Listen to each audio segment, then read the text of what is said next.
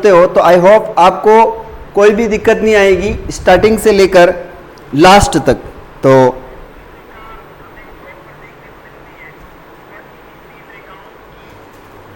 चलेगा।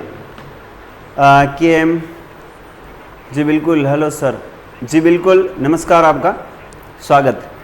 देखिए 3 रेखा, एक रेखा जो हम पढ़ते हैं प्यारे विद्यार्थियों, उस रेखा का नाम हो जाएगा वह है आपकी 0 डिग्री उत्तरी अक्षांश रेखा। इसका नाम है 0 डिग्री उत्तरी अक्षांश रेखा। और इस 0 डिग्री उत्तरी अक्षांश रेखा को किस नाम से जानते हैं, यह बात बहुत इंपॉर्टेंट है। इस रेखा को कहते हैं विषुवत रेखा, विषुवत रेखा, या फिर इसी रेखा का नाम आता है, वह नाम आता है, इसे कहते हैं अपन भूमध्य रेखा, भूमध्य रेखा। विषुवत रेखा या भूमध्य रेखा के नाम से जानते हैं 0 डिग्री उत्तरी अक्षांश रेखा को। इनके बाद में यहां पर एक रेखा है और इस रेखा का नाम है 23.5 डिग्री उत्तरी अक्षांश रेखा, 23.5 डिग्री, इसका नाम है उत्तरी अक्षांश रेखा, उत्तरी अक्षांश रेखा, 23.5 डिग्री उत्तरी अक्षांश रेखा, इसका नाम आ जाता है और इसे कहते हैं अपन कर्क रेखा। जो ऊपर में रेखा है, इस रेखा का नाम आता है प्यारे विद्यार्थियों, याद रखना क्या कहते हैं, इसे कर्क रेखा कहते हैं। ये जो रेखा है, इस रेखा का नाम आता है भूमध्य रेखा, और ये जो रेखा है, इस रेखा का नाम आता है मकर रेखा। यह 3 रेखा आपको सूर्य की सापेक्ष स्थिति को बताएगी और बहुत ही क्लियर और बहुत ही शानदार तरीके से समझाने का प्रयास करूंगा। तो good evening sir, good evening. चलिए एक बार क्लास को शेयर भी करें आप, ताकि पढ़ने में और पढ़ाने में बड़ा आनंद आता है। देखिए ये जो मकर रेखा है, ये भी 23.5 है, एक्चुअल में कौन सी है, 23.5 डिग्री है, लेकिन इसे हम कहते हैं दक्षिणी अक्षांश। क्या कहते हैं, दक्षिणी अक्षांश रेखा। 23.5 डिग्री दक्षिणी अक्षांश रेखा किस नाम से जानते हैं, तो उन्हें प्यारे विद्यार्थियों याद रखना, हम उन्हें कहते हैं मकर रेखा के नाम से जानते हैं। वेरी वेरी इंपॉर्टेंट प्रश्न यहां से पूछा जाता है। देखिए अब हम चर्चा करें, हमारा जो सूर्य है, एक्चुअल में सूर्य यहां पर एक तारीख आती है और तारीख का नाम है 21 जून। 21 जून के बाद बात करें अपन जून, जुलाई, अगस्त, सितंबर, यहां पर एक तारीख आती है, उस तारीख का नाम है 23 सितंबर। सितंबर के बाद सीधा सूर्य कहां पर आ जाता है, तो नीचे आ जाता है और इस मकर रेखा पर चमकता है, उसका नाम है 22 दिसंबर। फिर 22 दिसंबर से पुणे वापस जाता है और वो जाता है 22 मार्च।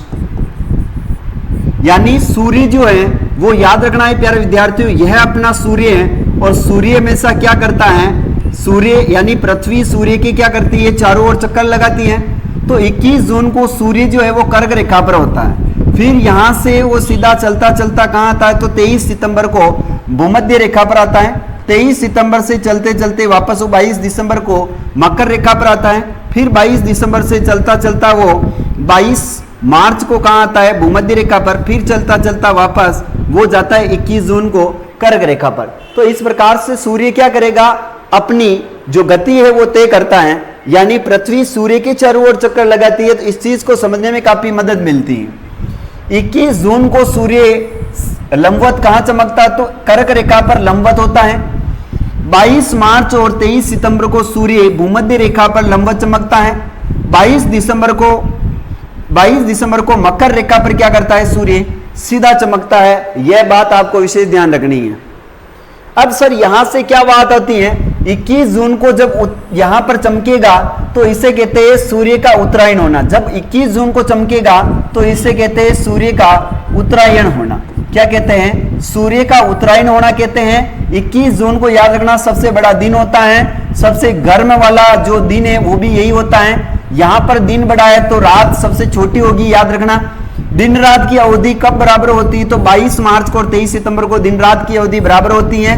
और सबसे बड़ी रात कब होती है, तो याद रखना 22 दिसंबर को सबसे बड़ी रात होती है। अब सर इन तीनों चीजों को समझने के लिए हमें क्या करना पड़ेगा, एक्चुअल में इन तीनों चीजों को हमें थ्योरी में लिखना पड़ेगा। और जब तक हम थ्योरी में नहीं लिखेंगे तब तक हमें कुछ भी समझ में आने वाला नहीं है। तो इसको थ्योरी में लिखने के लिए कैसे लिखेंगे, सबसे पहले लिखेंगे कर्क रेखा। कर्क रेखा पर सूर्य 21 जून को सीधा चमकता है और इसे सूर्य का उत्तरायण होना कहते हैं। जब सूर्य का उत्तरायण होना कहते हैं तो इस दिन 21 जून को सबसे बड़ा दिन होता है, सबसे गर्म दिन होता है, सबसे छोटी रात होती है इस दिन। फिर हम नेक्स्ट बढ़ते हैं, 21 जून को विश्व योग दिवस के रूप में हम मनाते हैं 21 जून को। तो ये सारी चीजें एक्चुअल में हमें क्या है, लिखनी पड़ती हैं। तो लेट स्टार्ट करते हैं अपन और देखते हैं सूर्य की सापेक्ष स्थिति क्या कहती है। अच्छा, इस टॉपिक को मैं आपको जलवायु के अंदर भी क्लियर करवाता हूं और ज्योग्राफी में बहुत जो जलवायु है वहां पर अच्छी प्रकार से हम समझ पाते हैं इसको, वहां पर हम अच्छी प्रकार से समझ पाते हैं, इसमें कोई भी दिक्कत नहीं होती। चलिए कमेंट करके बताएं यहां तक कुछ क्लियर हो पाया आपके लिए या नहीं हो पाया है, जल्दी कमेंट करके बताएं।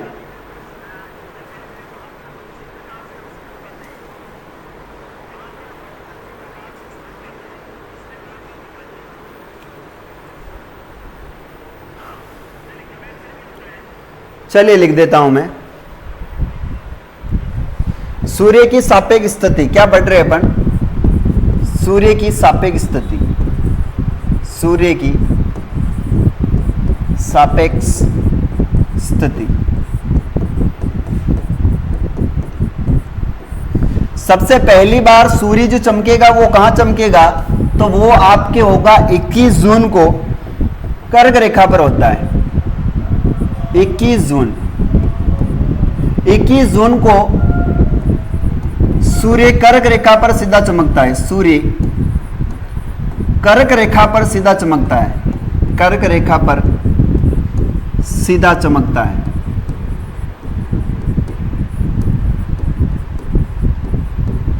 सूर्य 21 जून को कर्क रेखा पर सीधा चमकता है, तो पहली स्थिति हुई आपकी कौन सी, कर्क रेखा वाली पहली स्थिति है।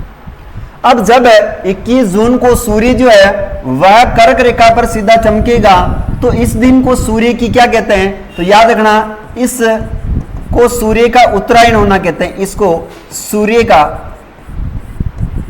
उत्तरायण होना कहते हैं। क्या कहते हैं, उत्तरायण होना कहते हैं। यानी सूर्य कहां पर चमकता है तो उत्तर दिशा की ओर होता है और उत्तर दिशा से सीधा चमकता है, इसलिए कहते हैं, याद रखना है MRS बहुत अच्छा है सर। चलेगा, आगे बात करते हैं। इस दिन क्या होता है, याद रखना 21 जून को देखें हम तो राजस्थान में सबसे बड़ा क्या होता है, दिन होता है। राजस्थान में सबसे बड़ा दिन होता है 21 जून को, सबसे बड़ा वे गर्म दिन होता है, गर्म दिन। यानी 21 जून को सबसे बड़ा दिन होता है और सबसे गर्म दिन होता है। वो इसलिए होता है क्योंकि सूर्य जो है वो कर्क रेखा पर सीधा चमक रहा है, इसलिए 21 जून को राजस्थान में सबसे बड़ा दिन है। और सबसे गर्म दिन जो है वो कब होता है, तो याद रखना वो 21 जून को होता है। 21 जून को हम विश्व योग दिवस के रूप में मनाते हैं, विश्व योग दिवस के रूप में मनाते हैं, विश्व योग दिवस। इसे अंतरराष्ट्रीय योग दिवस के नाम से भी अपन जानते हैं, मनाते हैं। फिर बात करते हैं, अगर इस दिन बड़ा है तो रात क्या होती है, इस दिन छोटी होती है, रात छोटी होती है और दिन आपको पता है बड़ा होता है। अगर दिन बड़ा है तो रात छोटी हो जाएगी, ये बात आपको विशेष ध्यान रखनी है। बहुत अच्छा पढ़ाते हो सर आप जी, धन्यवाद। चलेगा, आगे बात करते हैं। नेक्स्ट हमारे सामने बिंदु ये आता है कि 21 जून को सबसे गर्म दिन और सबसे बड़ा दिन होता है और सबसे छोटी रात सबसे छोटी होती है, विश्व योग दिवस के रूप में अपन मनाते हैं। नेक्स्ट बिंदु आता है, वो आता है दूसरा बिंदु। हम देखना चाहेंगे दूसरा बिंदु क्या है, तो एक तारीख आती है जिसका नाम है 22 मार्च व 23 सितंबर। इस दिन सूर्य जो है वो भूमध्य रेखा पर सीधा चमकता है। 22 मार्च 23 सितंबर, इस दिन क्या होता है, सूर्य आपका भूमध्य रेखा पर क्या करेगा, सीधा चमकेगा। इस दिन सूर्य भूमध्य रेखा पर सीधा चमकता है, सूर्य भूमध्य रेखा पर सीधा चमकता है, भूमध्य रेखा पर सीधा चमकता है, सीधा चमकता है। अगर भूमध्य रेखा पर इस दिन सीधा चमक रहा है तो इस दिन याद रखना, राजस्थान की बात करें या कहीं की भी बात कर लें तो इस दिन दिन रात की अवधि क्या होती है, बराबर होती है। इस दिन दिन और रात की स्थिति क्या होती है, बराबर होती है। इस दिन व रात की अवधि बराबर होती है। रात की अवधि क्या होती है, बराबर होती है। अवधि बराबर होती है। आपसे प्रश्न पूछा जाएगा दिन रात की अवधि कब बराबर होती है, तो 22 मार्च और 23 सितंबर को दिन रात की अवधि क्या होती है, बराबर होती है। वह किस कारण होती है, वह सूर्य के मकर रेखा पर चमकने के कारण होती है। और इस दिन सूर्य कहां चमकता है, याद रखना, इस दिन सूर्य मकर रेखा पर सीधा चमकता है। इस दिन सूर्य मकर रेखा पर सीधा चमकता है। मकर रेखा पर सीधा चमकता है। मकर रेखा पर सीधा चमकता है। इस दिन सूर्य जो है वो मकर रेखा पर क्या करता है, सीधा चमकता है। अच्छा, यहां पर एक चीज मैं आपको बता देना चाहता हूं, 21 जून को सूर्य की सर्वाधिक लंबवत किरणें कहां पर गिरेगी। देखो 21 जून को सूर्य की सर्वाधिक लंबवत किरणें, सूर्य की जो लंबवत किरणें होती है, लंबवत जो किरणें हैं वो याद रखना, लंबवत किरणें बांसवाड़ा में गिरेगी। लंबवत किरणें बांसवाड़ा में गिरती हैं, बांसवाड़ा में गिरती हैं, बांसवाड़ा में गिरती हैं। फिर आता है 21 जून को सर्वाधिक तिरछी किरणें श्री गंगानगर में गिरती है। 21 जून को सूर्य की सर्वाधिक तिरछी किरणें जो है वो आपके श्री गंगानगर में गिरती हैं। सर्वाधिक तिरछी किरणें, तिरछी किरणें श्री गंगानगर में गिरती, श्री गंगानगर में गिरती। यानी अगर पूछा जाए 21 जून को सूर्य की सर्वाधिक लंबवत किरणें कहां पर गिरती हैं, तो वह बांसवाड़ा में गिरती हैं। और सर्वाधिक तिरछी किरणें 21 जून को कहां गिरती हैं, तो यह श्री गंगानगर के अंदर गिरती है। Very very important. यहां से हम बात करते हैं 22 मार्च को, मैंने आपको बताया था इस दिन दिन रात की अवधि बराबर होती है। ना तो दिन बड़ा होता है ना रात बड़ी होती, दोनों ही इस दिन क्या होते हैं, बराबर होते हैं। सूर्य इस दिन कहां चमकता है, तो सूर्य इस दिन मकर रेखा पर चमकता है। कब चमकता है, 22 मार्च को भी चमकता है और 23 सितंबर को भी चमकता है। इस दिन दिन रात की अवधि क्या होती है, बराबर होती है। सूर्य भूमध्य रेखा पर सीधा चमकता है, यह बात मैंने आपको बता दी है, 2 बार लिख दी लाइन मैंने यहां पर। आगे हम बात करते हैं और वो बात करेंगे अपन किसके बारे में, वो है आपके 22 दिसंबर। 22 दिसंबर, देखिए 22 दिसंबर के बारे में ये तीसरा फैक्ट आता है। और 22 दिसंबर को सूर्य कहां सीधा चमकता है, तो याद रखना इस दिन मकर रेखा पर, सॉरी यहां पर देखो, यहां पर भूमध्य रेखा मैंने लिख दिया है और ये मैंने लाइन ऐसे ही जोड़ दी है, भूमध्य रेखा पर नहीं होता है, सॉरी क्षमा चाहूंगा मैं। देखो मैंने यहां पर लिख दी, इस दिन सूर्य जो है वो भूमध्य रेखा पर सीधा चमकता है। इस दिन दिन रात की अवधि क्या है, बराबर होती है। 22 मार्च को भूमध्य रेखा पर नहीं, मकर रेखा पर नहीं चमकेगा।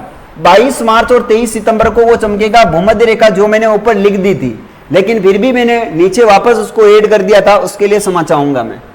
चलो 22 दिसंबर को जो है वो सूर्य कहां चमकता है, तो याद रखना इस दिन सूर्य मकर रेखा पर सीधा चमकता है।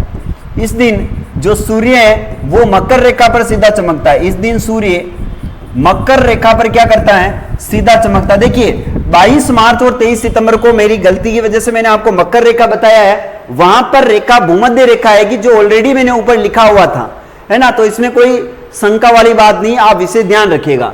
22 दिसंबर को जो है वो इस दिन सूर्य जो है वो मकर रेखा पर क्या करता है, सीधा चमकता है। मकर रेखा पर क्या करता है, ये सीधा चमकता है। जब मकर रेखा पर सीधा चमकता है तो इस दिन की क्या घटना होती है, चमकता है तो इस दिन की घटना होती है, वह घटना यह होती है कि याद रखना इसे कहते हैं सूर्य का दक्षिणायन होना।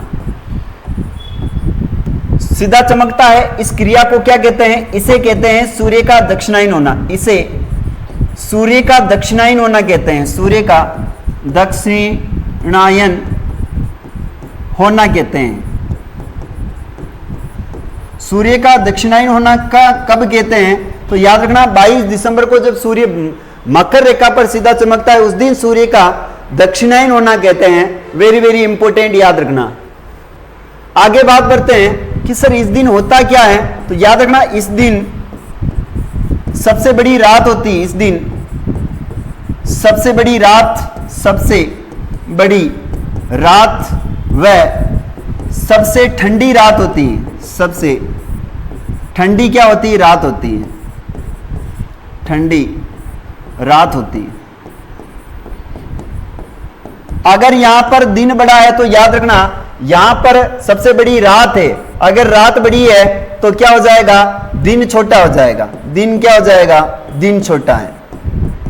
अगर आपसे पूछ ले कि सबसे छोटा दिन कब होता है, तो वो याद रखना 22 दिसंबर को होता है। कब होता है? 22 दिसंबर को। अगर पूछ ले रात सबसे बड़ी कब होती है, तो वो होती है 22 दिसंबर को। सबसे ठंडी भी इसी दिन होती है, ये भी याद रखना है।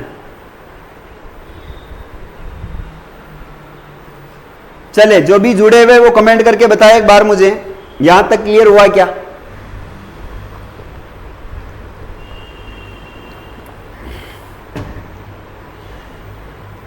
Uma Regar, good evening sir. Uma ji, स्वागत है आपका। चले, अब हम बात करेंगे राजस्थान की स्थलीय सीमा। राजस्थान की स्थलीय सीमा, राजस्थान की स्थलीय सीमा।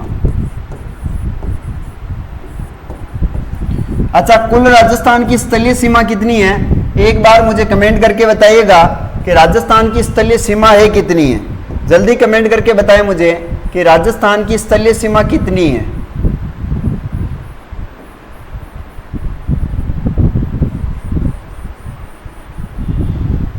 कमेंट करके बताएं कुल राजस्थान की स्थलीय सीमा कितनी है।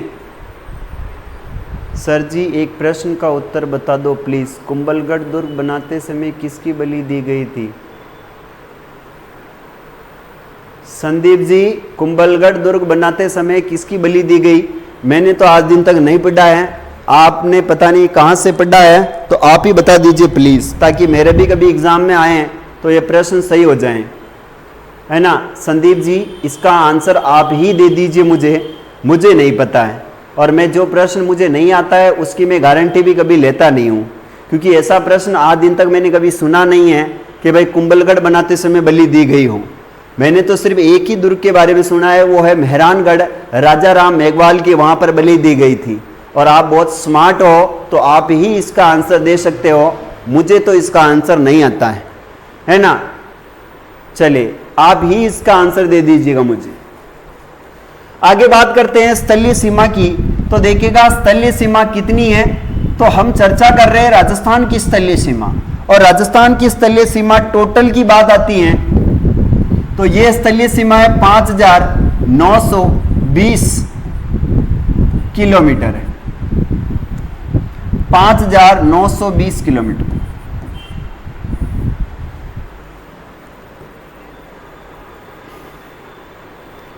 पांच 5,920 में से अगर हम डिवाइडेशन करें तो इसके दो भाग हैं। दो भाग कौन कौन से हैं? एक तो भाग है स्थलीय सीमा है और एक भाग है अंतरराष्ट्रीय सीमा। स्थलीय सीमा के दो भाग हैं, भाग हो जाएंगे इनके दो। अब यहां पर एक भाग की हम चर्चा करें तो एक भाग आता है, वो आता है अंतरराष्ट्रीय सीमा। अंतरराष्ट्रीय सीमा। दूसरी सीमा आती है, उस सीमा का नाम है अंतरराज्यीय सीमा।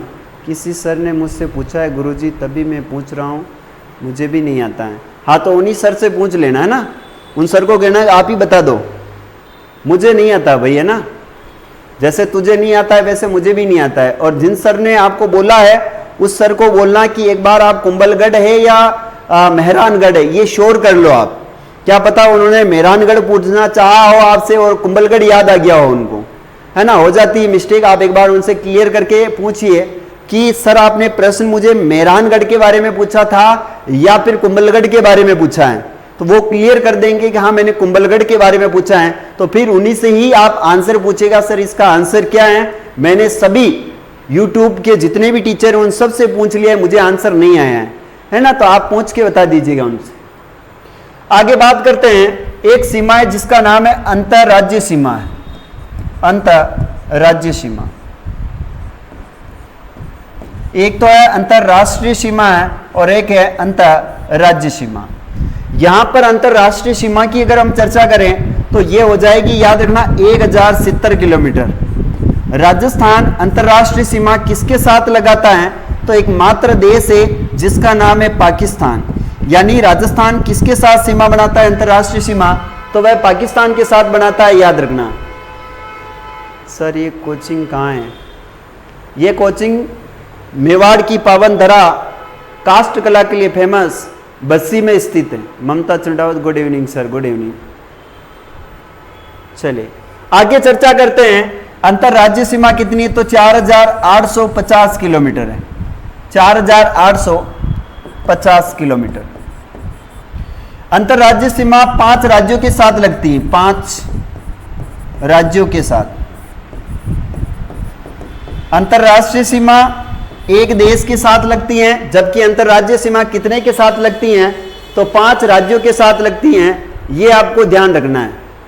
अच्छा, 5 राज्य कौन कौन से हैं? तो देखो यहां पर राज्य मैं लिख देता हूं। पहला राज्य है अपना, वो हो जाएगा पंजाब। पहला राज्य है जिसका नाम है पंजाब है। पंजाब के बाद दूसरा राज्य है वो है आपका हरियाणा है, हरियाणा। तीसरा राज्य उसका नाम है यूपी यानी उत्तर प्रदेश है। चौथा राज्य है उसका नाम एमपी यानी मध्य प्रदेश है। और 5वां जो राज्य है वो हो जाएगा आपका गुजरात। यानी 5 राज्य राजस्थान के साथ अंतर राज्य सीमा बनाते हैं, जबकि अंतरराष्ट्रीय सीमा कौन बनाते हैं? तो अंतरराष्ट्रीय सीमा की हम पढ़ेंगे पहले। तो पहले बात हम अंतरराष्ट्रीय पढ़ेंगे, उसके बाद हम पढ़ेंगे अंतरराज्य सीमा। तो शुरुआत करते हैं प्यारे विद्यार्थियों। पहला टॉपिक अपना वह है अंतरराष्ट्रीय सीमा के बारे में पढ़ेंगे। किसके बारे में पढ़ेंगे? अंतरराष्ट्रीय सीमा। राकेश कुमार, एमपी, हिमाचल प्रदेश, गुजरात, पंजाब, हरियाणा। ओके, ठीक है जी। चलिए पहला उठाते हैं अंतरराष्ट्रीय सीमा। राजस्थान की अंतरराष्ट्रीय सीमा किनके साथ लगती है? देखिएगा, अंतरराष्ट्रीय सीमा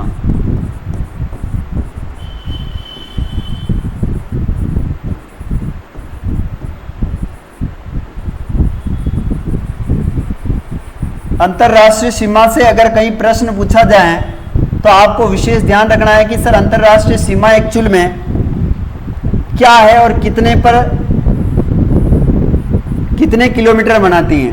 देखो कितनी सीमा है, तो याद रखना अंतरराष्ट्रीय सीमा पाकिस्तान के साथ लगती है। किसके साथ है? पाकिस्तान के साथ।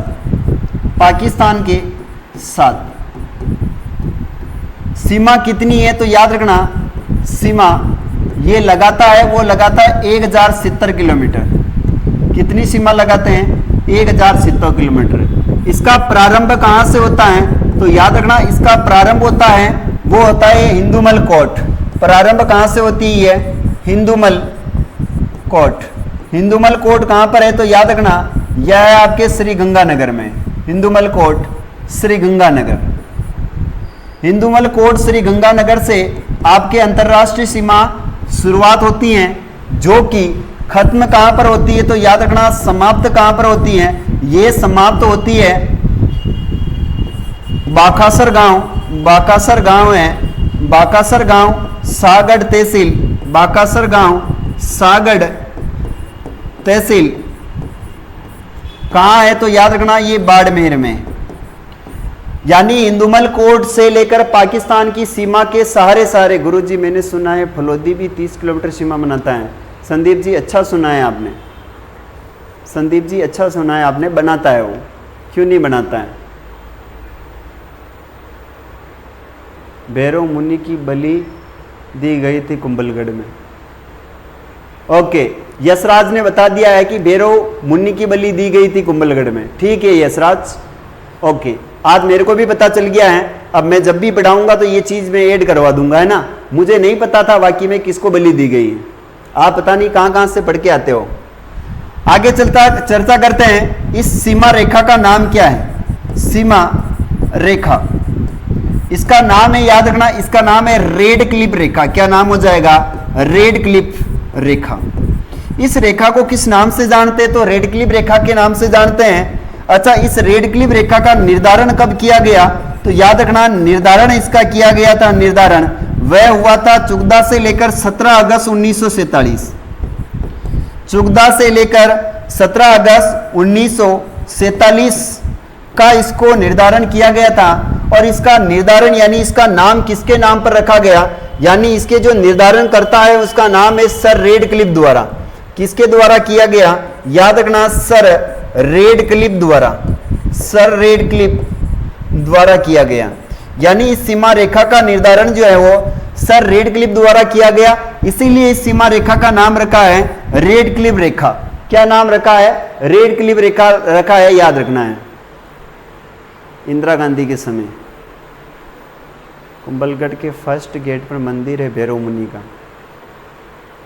Okay, red cliff, Rakesh Kumawat.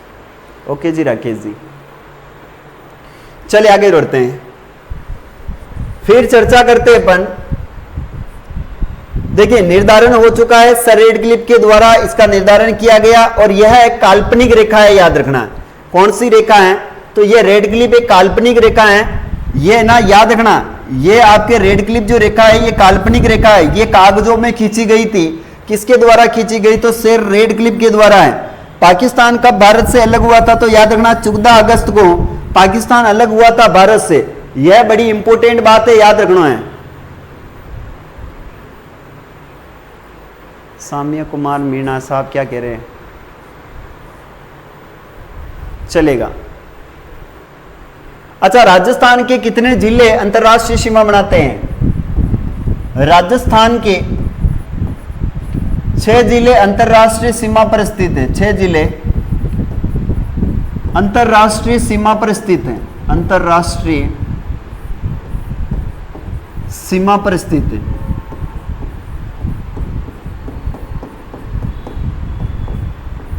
Rajasthan के 6 जिले हैं वह अंतरराष्ट्रीय सीमा पर स्थित हैं। अच्छा, 6 जिले कौन कौन से हैं? तो पहला जिला है, उस जिले का नाम है श्री गंगानगर है। श्री गंगानगर।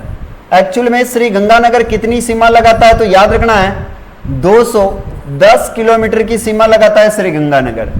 दूसरा जिला आता है, उसका नाम है अनूपगढ़।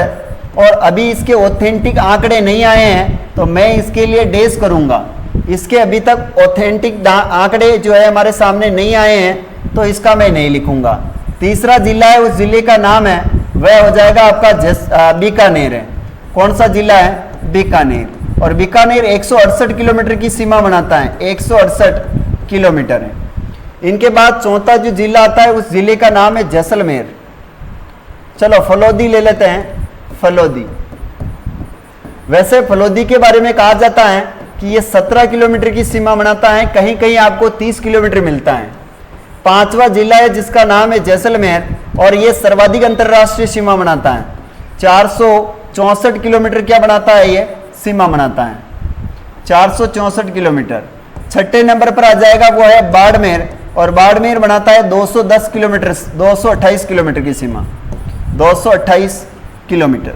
यानी ये 6 जिले हैं जो अंतरराष्ट्रीय सीमा पर स्थित है, याद रखना है। सर एग्जाम में अब 6 को लॉक करना है क्या? बिल्कुल संदीप जी, एग्जाम में 6 को लॉक करना है, डोंट वरी, है ना। आज ज्यादा जैसलमेर।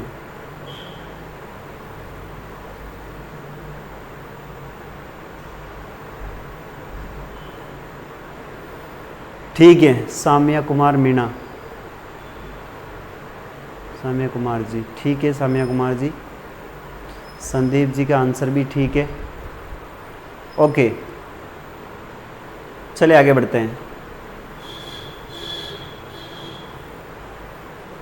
चले अपन आगे बढ़े।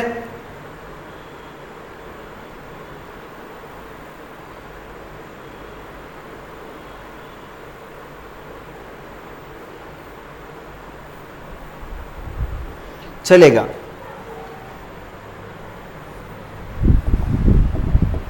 देखिए, हम बात करते हैं राजस्थान का सर्वाधिक अंतरराष्ट्रीय सीमा बनाने वाला जिला कौन सा है? राजस्थान का सर्वाधिक अंतरराष्ट्रीय सीमा बनाने वाला जिला वो है जैसलमेर। अंतरराष्ट्रीय सीमा बनाने वाला जिला, सीमा बनाने वाला जिला वह है आपका, याद रखना है, जैसलमेर है। अभी मैंने आपको जस्ट लिखवाया था जैसलमेर कितनी सीमा बनाता है, तो ये बनाता है 464 किलोमीटर, जो कि पहले भी सर्वाधिक था और अभी भी सर्वाधिक ही है, इसमें कोई परिवर्तन नहीं हुआ है। एक क्वेश्चन पूछा जाएगा आपका और वो प्रश्न होगा, याद रखना, राजस्थान के साथ न्यूनतम अंतरराष्ट्रीय सीमा बनाने वाला जिला, राजस्थान के साथ राजस्थान का न्यूनतम अंतरराष्ट्रीय सीमा बनाने वाला जिला कौन सा है? न्यूनतम अंतरराष्ट्रीय सीमा बनाने वाला जिला, अंतरराष्ट्रीय सीमा बनाने वाला जिला। देखिए न्यूनतम अंतरराष्ट्रीय सीमा बनाने वाला जिला है, उस जिले का नाम हो जाएगा, वर्तमान में फलोदी है। अगर फलोदी एग्जाम में ना मिले तो उसके बाद आप बीकानेर को कर सकते हो, फलोदी अगर एग्जाम में ना हो तो आप बीकानेर कर सकते हो, याद रखना है ना। यहां पर नहीं हो तो पूर्व में कौन था? तो पूर्व में था बीकानेर, और बीकानेर बना था 168 किलोमीटर, 168 किलोमीटर। अभी इसके भी ऑथेंटिक आंकड़े नहीं आए हैं फलोदी के, आते तो बता देते हैं। अब तो फलोदी है, ठीक है। चलिए आगे बढ़ते हैं। राजस्थान का सर्वाधिक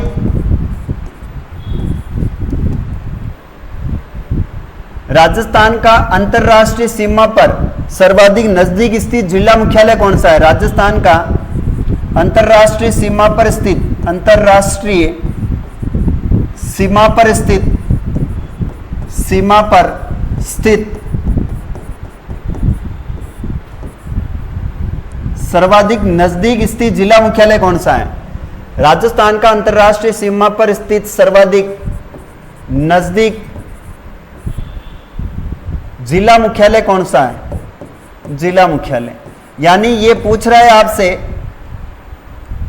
कि जो एक जिला है जो कि पाकिस्तान की सीमा के सर्वाधिक नजदीक स्थित जिला मुख्यालय है ना, तो इसका आंसर हो जाएगा, याद रखना, वह अनूपगढ़ है।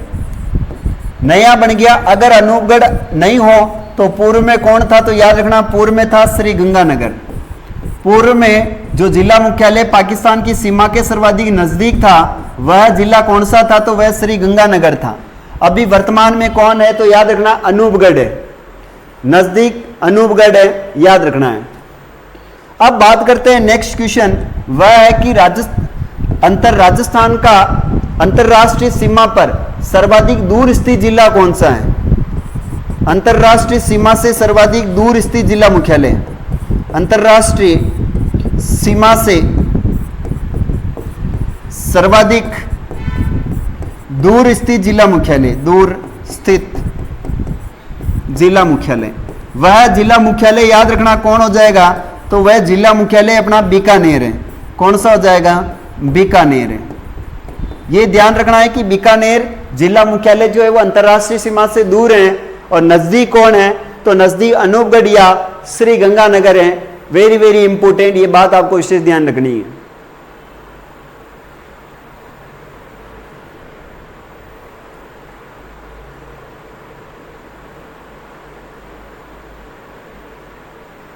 धौलपुर वाले कौन है?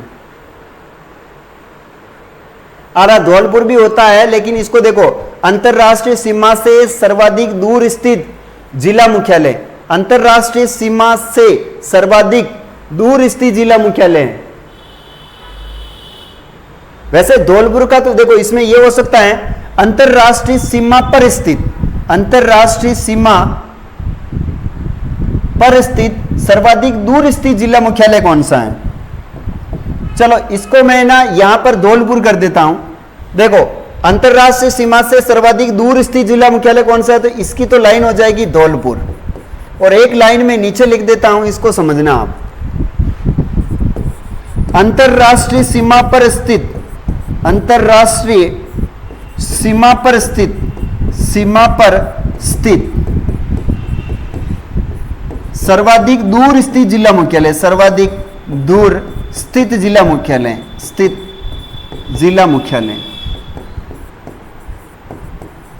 और वह मुख्यालय है, याद रखना, बीकानेर है। अब आपका आंसर क्लियर हो गया होगा। जो धौलपुर बता रहे थे वह धौलपुर बता सकते हैं कि अंतरराष्ट्रीय सीमा से सर्वाधिक दूर, अंतरराष्ट्रीय सीमा से सर्वाधिक दूर धौलपुर है, जबकि अंतरराष्ट्रीय सीमा पर स्थित है बीकानेर। अंतरराष्ट्रीय सीमा बढ़ाने वाला है, बढ़ाने वाला जो जिला मुख्यालय वो सबसे दूर है, तो वो यही है, याद रखना है। पीडीएफ कहाँ है?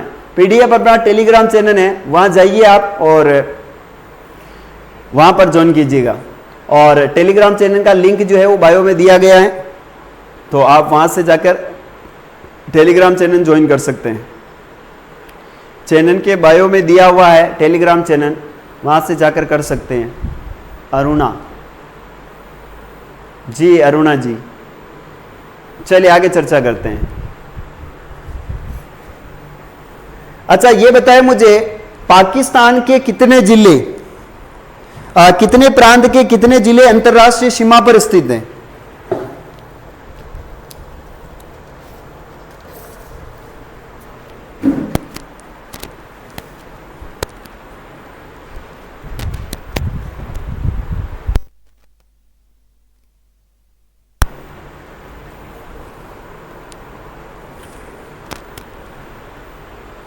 सीमा पर दूर बीकानेर, सीमा से दूर धौलपुर है। बिल्कुल प्रेम जी, आपका आंसर राइट आ रहा है। सीमा पर दूर बीकानेर और सीमा से दूर धौलपुर है, ठीक है। चलिए, अच्छा ये बताएं मुझे पाकिस्तान के कितने प्रांत के कितने जिले हैं जो राजस्थान के साथ सीमा बनाते हैं? जल्दी कमेंट करके बताना है आपको। पाकिस्तान के कितने प्रांत के कितने जिले हैं जो कि हमारे राजस्थान के साथ सीमा बनाते हैं? एक तो पाकिस्तान का पंजाब है।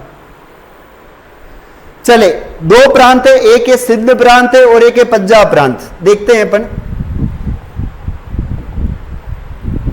अच्छा, यहां पर एक चीज आप ये भी समझना है कि मैंने ये जो फैक्ट बताए इसमें एक फैक्ट और हो सकता है कि राजस्थान के वे जिले जो अंतरराष्ट्रीय और अंतरराज्यीय सीमा दोनों बनाते हैं, राजस्थान के वह जिले जो अंतरराष्ट्रीय और अंतरराज्यीय सीमा दोनों बनाते हैं, वह जिले जो अंतरराष्ट्रीय और अंतरराज्यीय दोनों सीमा बनाते हैं, अंतरराष्ट्रीय व अंतरराज्यीय दोनों सीमा बनाते हैं, दोनों सीमा बनाते हैं। देखिए, दो जिले ऐसे हैं जो कि अंतरराष्ट्रीय सीमा भी बनाते हैं और अंतरराज्यीय सीमा भी बनाते हैं। आपको पता है ऊपर एक जिला आता है जिसका नाम है श्रीगंगानगर। ये पंजाब के साथ भी सीमा बनाता है और यह पाकिस्तान के साथ भी सीमा बनाता है। एक जिला आता है जो कि गुजरात के साथ भी सीमा बनाता है और पाकिस्तान के साथ में भी सीमा बनाता है। यहां से भी काफी अच्छा प्रश्न पूछा जाता है, याद रखना है। आप कहां से हो गुरुजी? राकेश जी कह रहे हैं। रणजीत सिंह चुंडावत, हर हर महादेव गुरुजी, आज लेट ही गया। ओके जी, आगे बात करते हैं। राजस्थान के 4 जिले केवल अंतरराष्ट्रीय सीमा पर स्थित हैं, केवल अंतरराष्ट्रीय सीमा पर स्थित है, अंतरराष्ट्रीय सीमा पर स्थित। याद रखना है कि राजस्थान के कितने जिले केवल अंतरराष्ट्रीय सीमा पर स्थित है? तो 4 हो जाएंगे अंतरराष्ट्रीय सीमा पर स्थित। केवल अंतरराष्ट्रीय सीमा पर स्थित राजस्थान के 4 जिले कौन से हैं? तो पहला जिला आपको पता है वह जैसलमेर है, यह केवल और केवल पाकिस्तान के साथ सीमा बनाता है। दूसरा जिला जो कि बीकानेर है, यह भी केवल और केवल पाकिस्तान के साथ सीमा बनाता है। इनके बाद में एक जिला आ जाएगा जिसका नाम है अनूपगढ़, और केवल ये भी क्या करता है? पाकिस्तान के साथ सीमा बनाता है। फलोदी जो है ये भी केवल और केवल क्या करता है? पाकिस्तान के साथ सीमा बनाता है। यानी यहां पर 4 जिले ऐसे हैं जो केवल और केवल अंतरराष्ट्रीय सीमा पर स्थित है। कितने हैं? तो 4 है। सोलंकी साहब, ओके सोलंकी साहब। चलिए आगे बात करते हैं, पाकिस्तान के कितने प्रांत के कितने जिले सीमा बनाते हैं। देखिए पाकिस्तान की बात आ रही है तो पाकिस्तान के 2 प्रांत हैं, पाकिस्तान के दो प्रांत के 9 जिले सीमा बनाते हैं। 9 जिले राजस्थान के साथ सीमा बनाते हैं। राजस्थान के 7 सीमा बनाते हैं।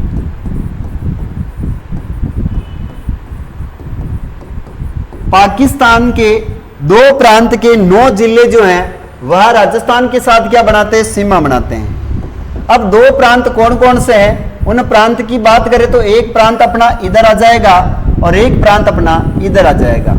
एक प्रांत होता है वह है सिंध प्रांत है, और दूसरा प्रांत है उस प्रांत का नाम हो जाएगा पंजाब प्रांत। सिंध प्रांत और पंजाब प्रांत की हम चर्चा करें, यह पाकिस्तान वाला पंजाब है, याद रखना है। सिंध प्रांत और पंजाब प्रांत के जो जिले हैं ये 2 प्रांत के 9 जिले सीमा बनाते हैं। कितने? 2 प्रांत के 9, यानी पंजाब प्रांत के 3 जिले हैं, बावलपुर, बावलनगर और रहीम यार खां, है ना। 3 जिले हैं पंजाब प्रांत के। क्लास कब होगी? कमल विश्नोई, मैंने 2 प्रांत बताया था। ठीक है, तूने 2 ही बताए हैं। देखो, पंजाब प्रांत की बात करें तो इनके कितने जिले हैं? तो इसके 3 जिले हैं। 3 जिले कौन कौन से? तो देखिएगा, पहला जिला है उसका नाम है बहावल नगर। बहावल नगर,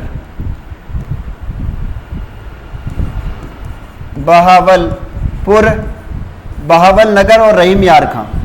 बावलपुर, बहावल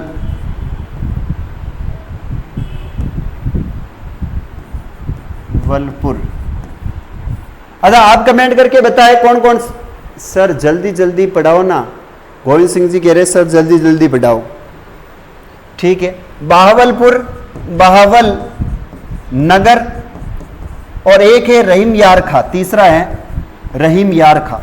रहीम यार खां, ये 3 जिले हैं। किसके हैं? ये पंजाब प्रांत के हैं। इसके जिले कितने? तो याद रखना, इसके 6 जिले हैं। कितने हैं? 6। पहला जिला है वो है गोट की। कौन सा हो जाएगा? गोट की। दूसरा जिला है वो है आपका थार पारकर। थार पारकर, थार पारकर। तीसरा जिला है उसका नाम है शुकेर। चौथा जिला है उसका नाम है खेरपुर। अच्छा, और कमेंट करके बताए कौन कौन से हैं? पंजाब के बावलपुर, बावल नगर, रहीम यार खां। ठीक है, अमरकोट। चलिए, 5वां है अमरकोट है। 5वां है अमरकोट और एक है संगेर।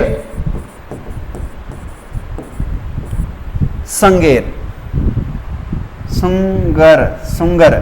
ठीक है, ये आपके क्या हो जाएंगे? सिंध प्रांत के 6 जिले हैं और पंजाब प्रांत के क्या है? आपके 3 जिले हैं। 2 प्रांत है ना, याद रखना है। अच्छा, इसमें से सर्वाधिक सीमा कौन बढ़ाता है और न्यूनतम सीमा कौन बनाता है?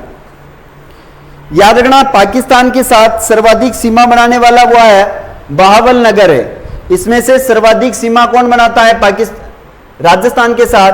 तो याद रखना, यह राजस्थान के साथ सर्वाधिक सीमा बनाता है। राजस्थान के साथ सर्वाधिक सीमा साझा करता है, सर्वाधिक सीमा बनाता है। सर्वाधिक सीमा बनाने वाला है बहावल नगर है, जबकि न्यूनतम कौन बनाता है? तो अमरकोट। न्यूनतम सीमा कौन बनाता है? तो न्यूनतम बनाने वाला याद रखना वह है अमरकोट। न्यूनतम सीमा पाकिस्तान का अमरकोट है वो जो न्यूनतम सीमा बनाता है। पाकिस्तान का अमरकोट न्यूनतम बनाता है और बहावल नगर क्या करता है? सर्वाधिक सीमा बनाता है। सिंध, गोट की, थार पारकर, सुकेर, खेरपुर, संगर और अमरकोट। ठीक है, न्यूनतम अमरकोट। न्यूनतम मैंने अमरकोट लिख दिया है। ओके अरुणा जी, ओके, समझ चुका हूं मैं आपकी भावनाओं को।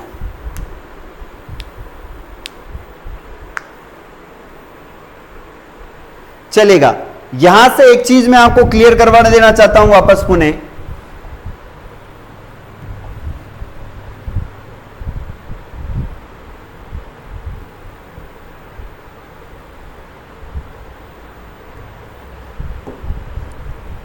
देखिए यह अपना क्या है, एक राजस्थान है और आप सभी इसके बारे में भली प्रकार से वाकिफ हो। राजस्थान का मैप आप अच्छी प्रकार से जानते हो। अगर इस राजस्थान की हम चर्चा करें तो साथियों याद रखना, यहां से सीमा प्रारंभ होती है पाकिस्तान की। इस सीमा के सारे यहां से सीमा चलती हुई आती हैं और यह सीमा आपके कहां पर आकर खत्म होती है, तो यहां पर आकर खत्म होती है। इस रेखा का नाम है, याद रखना, ये 170 किलोमीटर बनाती है अंतरराष्ट्रीय सीमा, जो हिंदुमल कोट श्री गंगानगर से लेकर सागर तहसील बाकासर गांव बाड़मेर तक है। यहां पर श्री गंगानगर, अनूपगढ़, बीकानेर, जैसलमेर, फलोदी और बाड़मेर ये सीमा बनाते हैं। तो याद रखना यहां पर 1 नंबर है, दूसरा नंबर है, तीसरा है, चौथा है, पांचवा है और ये 6 है। 2 जिले श्री गंगानगर अंतरराष्ट्रीय अंतरराज्य बनाता है, बाड़मेर अंतरराज्य और अंतरराष्ट्रीय बनाता है। ये जो है आपका देश कौन सा है, तो याद रखना यह पाकिस्तान है। कौन सा है? पाकिस्तान है। ये बात आपको विशेष ध्यान रखनी है, इंपॉर्टेंट है, वो याद रखना है। और ये जो सीमा होती है, इस सीमा को हम बोलते हैं स्थलीय सीमा। इसको इसको बोलते हैं अंतरराज्यीय सीमा। क्या बोलते हैं? अंतरराज्यीय सीमा बोलते हैं, अंतरराज्यीय सीमा। ये अंतरराज्यीय सीमा 5 राज्यों के साथ है और कल अपन जिस बारे में चर्चा करेंगे वो कल का टॉपिक रहेगा अंतरराज्यीय सीमा। कल हमारा टॉपिक रहने वाला है वो होगा अंतरराज्यीय सीमा, याद रखना है। संदीप सैनी, खम्मागणी राजस्थान, गुरुजी। संदीप जी आपका खम्मागणी स्वीकार है। सर मैप में फलोदी को तो लगाओ। अरे मैप में फलोदी को लगा दे रहे, यो देख ले मैप पुरानो है, यो ले फलोदी लग गया यहां से, ठीक है, फलोदी लग गया है, चलेगा। अपन कल चर्चा करेंगे और वो बात करेंगे अपन किसके बारे में, तो कल अपना टॉपिक रहेगा वो रहेगा राजस्थान में स्थलीय सीमा, क्या बोले अपन, अंतरराज्यीय सीमा। राजस्थान की अंतरराज्यीय सीमा, और ये अंतरराज्यीय सीमा अपन कल पढ़ेंगे। आज के लिए इतना ही। तो मैं सभी विद्यार्थी से यही कहना चाहता हूं, अगर आपको ज्योग्राफी डिटेल से पढ़नी है, पूरी पढ़नी है, तो आप इस चैनल पर कंटिन्यू जुड़े रहें। आपको हमेशा 7 बजे क्लास मिलती है और 5 बजे नरेश सर के द्वारा क्लास मिलती है। तो वो क्लास और ये क्लास आप मिस ना करें कृपया करके, मेरा आप सबसे यही कहना है ना। और चैनल को ज्यादा से ज्यादा शेयर करना चाहिए, आपको चैनल को ज्यादा से ज्यादा शेयर करना चाहिए, क्लास को लाइक करना है और चैनल को सब्सक्राइब भी करना है। मैं आपको यकीन दिलाता हूं, मेरे द्वारा पढ़ाया गया एक कंटेंट आपकी जो ज्योग्राफी है उस ज्योग्राफी को इतना बिल्ड कर देगा, इतना अच्छा कर देगा जिसकी आपने कभी कल्पना नहीं करी होगी। तो इस चैनल पर बने रहें। डेली 7 बजे क्लास होती है तो 7 बजे फिक्स आ जाया करें। 5 बजे आर्टिकल्चर की क्लास होती है, उस क्लास में भी जुड़ा करें हम। और आपके लिए हम एमसीक्यूज प्रश्न भी लेकर आ रहे हैं, एमसीक्यूज प्रश्न भी लेकर आ रहे हैं, तो वो भी आप ज्वाइन करें, है ना। यही मेरा आप सभी से निवेदन है। चलिए, और अभी हमने हाल ही में एक नया चैनल और बनाया है, तो कृपया करके मैं आप सभी से कहना चाहूंगा उसे भी सब्सक्राइब करें। यहां पर लिखा हुआ LEHAR लहर जीके पॉइंट के नाम से आपको एक चैनल देखने को मिलेगा।